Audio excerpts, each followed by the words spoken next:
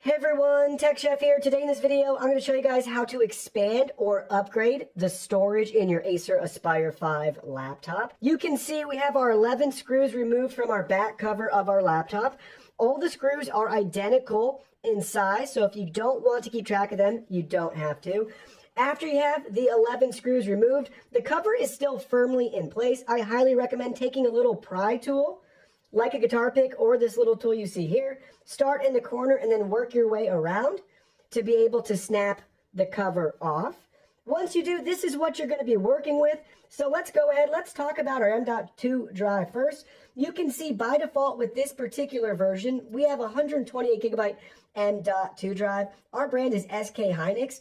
If you wanted to swap this drive out, it is very simple. Go ahead, take a tiny Phillips head screwdriver, remove the screw, and put your new M.2 drive in place. Now, in regards to using a 2.5-inch SSD like the Lexar one that you see here, that's going to be a little bit more detailed, but it's not bad. Acer gives us everything we need right out of the box. They give us our hard drive bracket and all the included screws we need. Ours was positioned in the box. You might have yours actually in the laptop, but we have all of our screws in our bracket right here. The only thing you need to provide is our SSD. Now let's go ahead, let's get this installed. Step one is to go ahead and disconnect the battery from the motherboard to de-energize the computer. So you're gonna go ahead, you're gonna peel up this tape and pull out the connector. Do as I say, not as I do. Step two is to attach our included adapter to our SSD. You can see it's only gonna line up and go one way into our drive. So there we go for our particular drive. You can see how everything came together. Step three is to go ahead and insert our drive into our bracket. Again, it's only going to fit one way.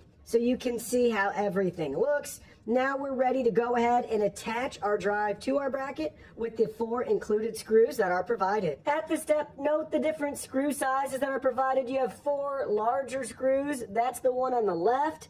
That's going to be the 4 you're going to use for the bracket to attach to the hard drive. Now for step 4, it's time to install the hard drive so you can see where we're going to position it. And again, it's only going to fit one way. So you can line it up in that corner. And now you're ready to take the remaining 4 screws and fasten it in place. There you go. You can see everything's fastened in place. Now we're ready for our 5th step. That's going to be to remove the Wi-Fi module so we can connect our ribbon cable. It's really simple. We have 1 screw to remove right here and the card just gently pulls out. So there we go. Our 1 screw has been removed and now we just pull the card out like you see right here. And we can just set it off to the side. That's fine.